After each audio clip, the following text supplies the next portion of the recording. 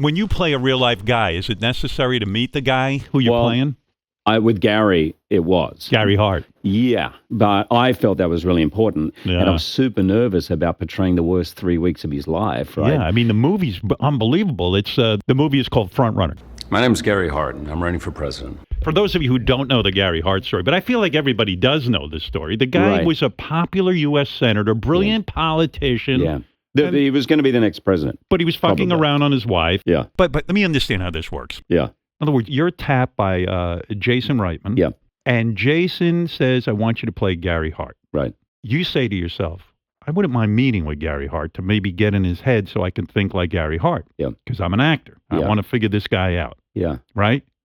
You're going full Daniel Day-Lewis. You're trying to say, hey, man, I got to get into this guy's head, right? But the real thing for me was I wanted to look him in the eye and say, I'm not taking the piss here. Like, I get this is your life, and I get this is your legacy, and I respect you, and I'm going to take it seriously. And I'm going to do, and I kind of wanted him to, that's the main reason. Does someone write a letter and say, hey, Hugh Jackman wants to meet with you because he's playing Gary Hart? Right. We got introduced via email. Does he have financial interest in this? No. None? No. And wouldn't he be like, hey, fuck you, don't bring this up. It's an embarrassment in my life. I don't want to meet with Hugh Jackman. What would motivate him to meet with you?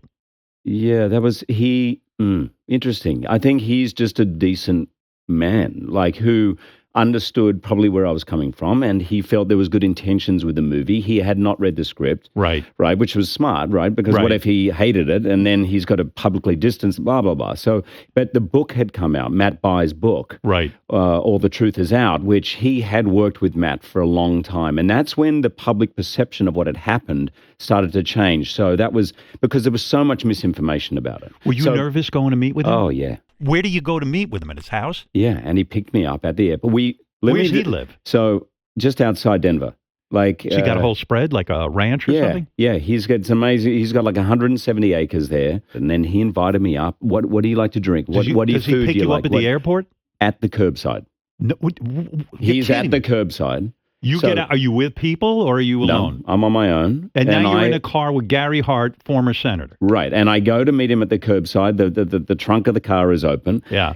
And I was nervous, man. I was really nervous. I didn't know what that moment was going to be like. And we've got a 45-minute drive back to his house. I can't even believe you did this. He shook my hand, and I'll never forget it. He shook my hand, and then with the other hand, he placed it on my cheek.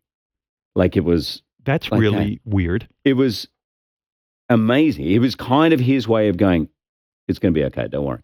He wanted to calm you down. Yeah. So how long did you spend with this guy? You go out 3 days. 3 days? Yeah. You lived at his ranch? Yeah. He puts you up. It was 2 nights, 3 days. He makes a mean martini, let me tell you. And he's, I hope he doesn't mind me telling you this, but his wife had just had hip surgery. It was elective hip surgery. And she's an amazing woman, Lee. And so their bedroom is upstairs. So she can't climb the stairs because she's just had surgery. Right. And so they're in the fold-out couch in the den downstairs. And he goes, you just take our room. And I was like, wow. Really? So we went up and I slept in his bed and he just cleared a little space in his closet.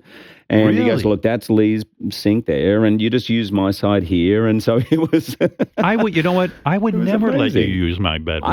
And I don't want you using my toilet. You know what I mean? Like, yes, you're a big star and everything. But what did you learn? No, I mean, when you're an actor and you're going to play Gary Hart, who's still alive, when you go there for 3 days, from a performance standpoint, what do you pick up, like little tics or little speech things? So on the performance side, it is what's it like to be in his presence? How does he make people feel? Oh. And I certainly picked up on his incredible warmth and generosity. Well, yeah, he let you use your bedroom. You know, that's generous. Just beyond that, like I am playing his life. This is his story. It's his legacy.